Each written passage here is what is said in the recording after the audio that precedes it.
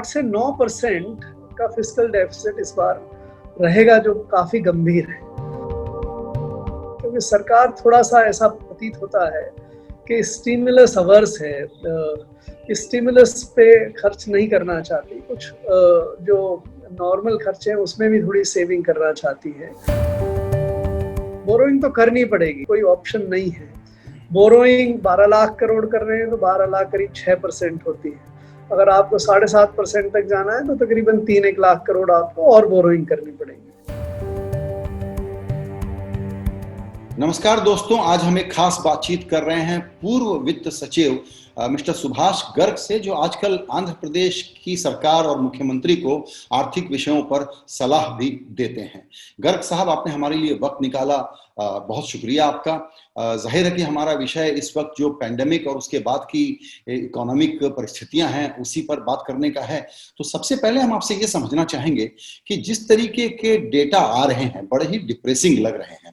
इन data को देख करके अगर मैं आपका व्यू लेना चाहूं मैक्रो इकोनॉमी पे, क्योंकि फिस्कल डेफिसिट का आंकड़ा बिल्कुल अब बेकाबू हो गया है, सरकारी खर्चे कम हो पा रहे हैं, टैक्स कलेक्शन गिरा हुआ है और जीडीपी 24% का कॉन्ट्रैक्शन तो बिल्कुल अभूतपूर्व है।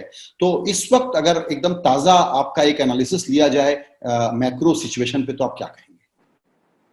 Sanjay, thank you very much. ये जीडीपी के नंबर्स जो पहले क्वार्टर के आए, जिसमें तकरीबन 24% की गिरावट हुई पिछले साल के मुकाबले, वो स्थिति अभी सेकंड क्वार्टर में भी उतनी तो नहीं खराब, लेकिन फिर भी काफ़ी वीक स्थिति अभी चल रही है।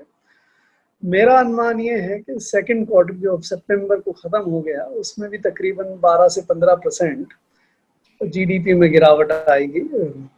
अब अनलॉक करने की प्रक्रिया अक्टूबर में तकरीबन पूरी हो रही है, जिससे सभी एक्टिविटी शुरू हो रही हैं।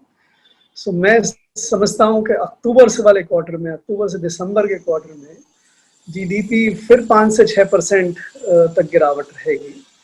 चौथे क्वार्टर में मुश्किल से जाके जीडीपी पिछले साल के लेवल पे आएगी।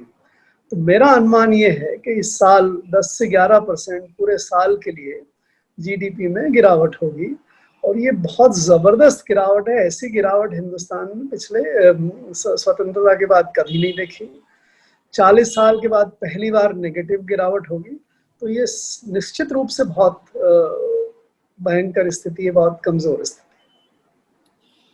ऐसे में ये कहना कि हम बोरोइंग का जो नंबर दे चुके हैं उसको हम रिवाइज नहीं करेंगे और फिस्कल डेफिसिट का ऑलरेडी अभी पूरा साल नहीं हुआ है 109% तक नंबर पहुंच जाना, तो ये कैसी परिस्थिति बताता है? फिस्कल डेफिसिट तो इस साल बहुत बढ़ेगा, क्योंकि रेवेन्यू साइड में सबसे ज़्यादा वीकनेस है। रेवेन्यू साइड में तकरीबन 20-21 लाख करोड़ सरकार की टोटल रेवेन्यू होती है, टैक्स नॉन टैक्स मिला के।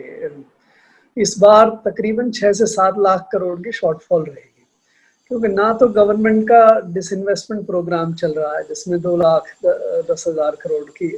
लाख करोड़ रुपए आने थे, वो बिल्कुल इस बार लग रहा है कि वॉश आउट हो जाएगा। दूसरा, टैक्सेशन साइड में भी एक्साइज को छोड़ के बाकी सभी टैक्सेशन साइड में भी गिरावट है। तो अगर आप ये समझते हैं कि 6-7 लाख करोड़ की गिरावट इस साइड में है रेवेन्यू में, और एक्सपेंडिचर, क्योंकि सरकार थोड़ा सा ऐसा प्रतीत होता है कि स्टिमुलस अवर्स है, स्टिमुलस पे खर्च नहीं करना चाहती, कुछ जो नॉर्मल खर्चे हैं उसमें भी थोड़ी सेविंग करना चाहती है।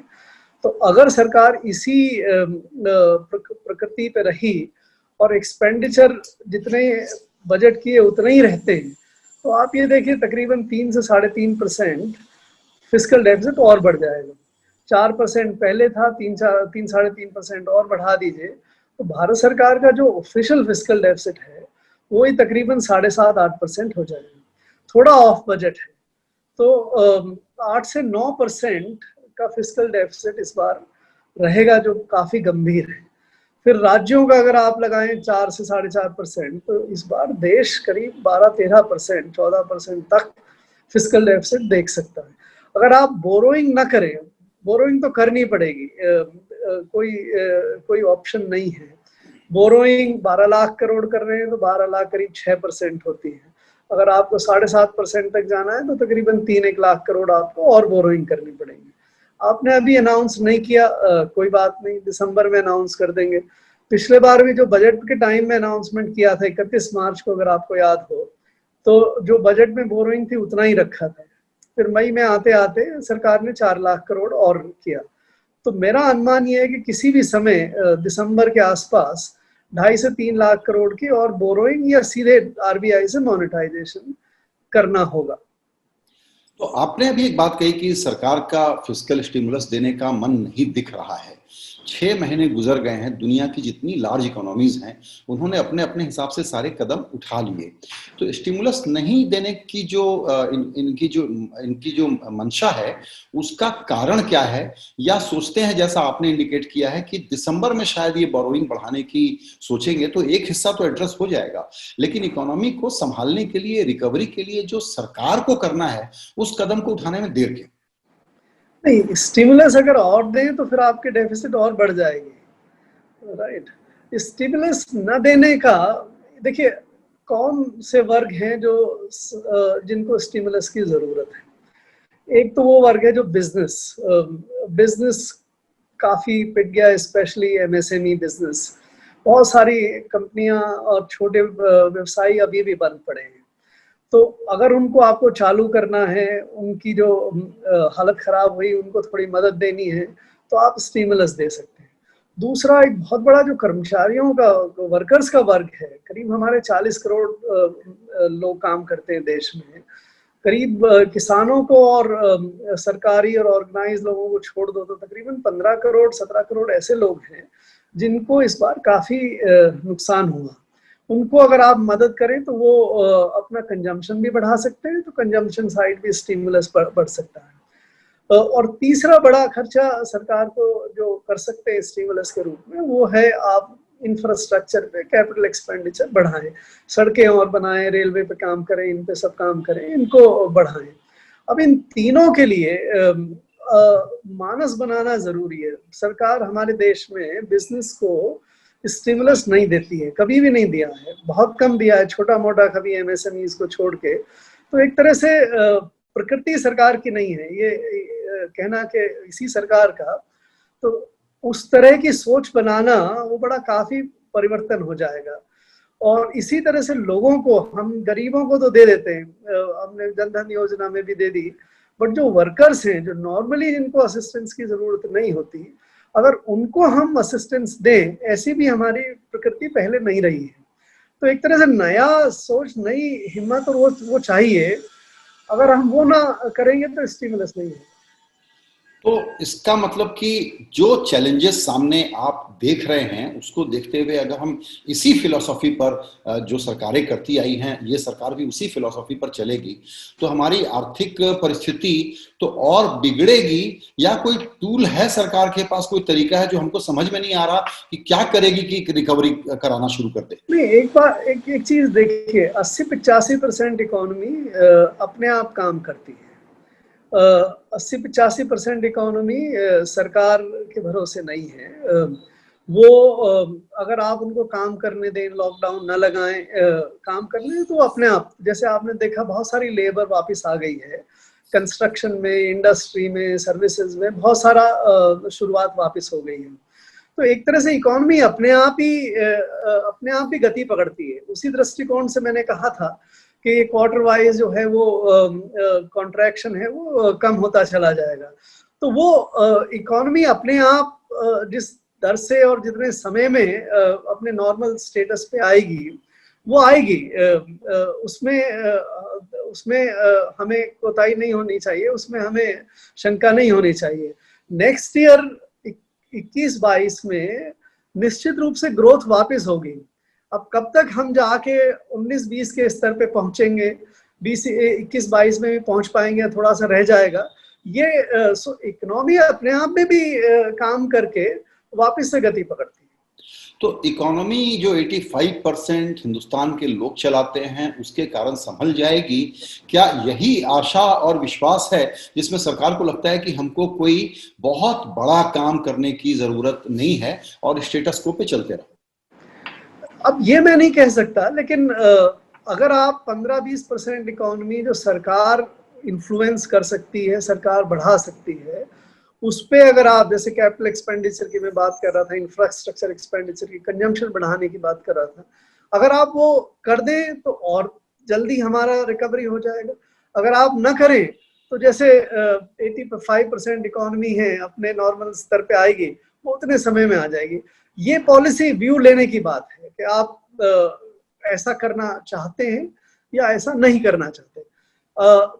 लोग वापस ले आएंगे इकोनॉमी। हिंदुस्तान की इकोनॉमी परमानेंटली डैमेज हो गई हो या खराब हो जाएगी, ऐसी बात नहीं है। आज नहीं कल हम वापस से नॉर्मल स्तर पे आएंगे, निश्चित रूप से आएंगे। तो दुनिया में इस वक्त तो हम लोग मतलब स्लोएस्ट इकोनॉमी के जो सबसे स्लोएस्ट इकोनॉमीज हैं, लार्ज इकोनॉमीज, उनमें से हम एक हो गए हैं। 6 महीने गुजर गए हैं, दुनिया के देशों ने स्टिमुलस दिया, चलिए उसमें फिलोसॉफी समझाई आपने कि कैसे सरकारें सोचती हैं, लेकिन फिर दूसरी बात यह है कि एक आपको गाइडेंस देनी पड़ती है, जिसके लिए बजट के नंबर आपको रिवाइज करने पड़ते हैं। ये सरकार का बुनियादी काम है। तो हमारे यहाँ बजट रिविजन वगैरह की कोई बात भी हम सुनते नहीं सरकार से। नहीं, बजट रिविजन एक तरह से कर दिया। जब 4 लाख करोड़ बोरोइंग बढ़ाई तो एक तरह से बजट रिवाइज हो गया। अब उसको आप औपचारिक जामा कब पहनाते हैं, ये डिपेंड करता है। अगेन, जैसे स्ट्रक्चर काम करता है, जैसे सिस्टम काम करता है, रिवाइज एस्टिमेट्स के टाइम पे ये सब चीजें आ जाएंगी बजट में। अनप्रेसिडेंटेड एक कदम होता अगर हम उससे पहले ही दोबारा बजट को रिवाइज कर देते। ऐसा फिर नहीं हुआ देश में किसी समय। कर सकते हैं, ऐसा कोई बात नहीं है। मेरे ख्याल से सरकार का ओपिनियन यही रहा होगा कि इसको चला लो, काम कर लो, और फिर रिवाइज एस्टिमेट्स के समय ये नंबर्स बजट में आ जाएंगे। सर, आपने बड़ी इंपॉर्टेंट बात कही कि कम से कम 8-9% का ग्रोथ चाहिए इस देश को थोड़ा सा बेहतर और गरीबी से बाहर लाने और इनइक्वालिटी से बाहर लाने के लिए। लेकिन ऐसा लग रहा है कि इस कंसेंसस के साथ पॉलिसी मेकर्स बिल्कुल प्रसन्न हैं कि ठीक है, आप सब लोग कह रहे हैं 2022-23 के बाद कुछ सालों के लिए हम 5% के ग्रोथ पोटेंशियल पे रहने वाले हैं। तो they are at peace with 5%, और 10% की बेचैनी नहीं है जो हमारी गरीबी और बेरोजगारी को दूर करे। नहीं, ये मैंने नहीं सुना है कि सरकार ने ये कहा है कि 5% ग्रोथ हमारी ठीक है। ये आप शायद अपना अनुमान लगा रहे हैं।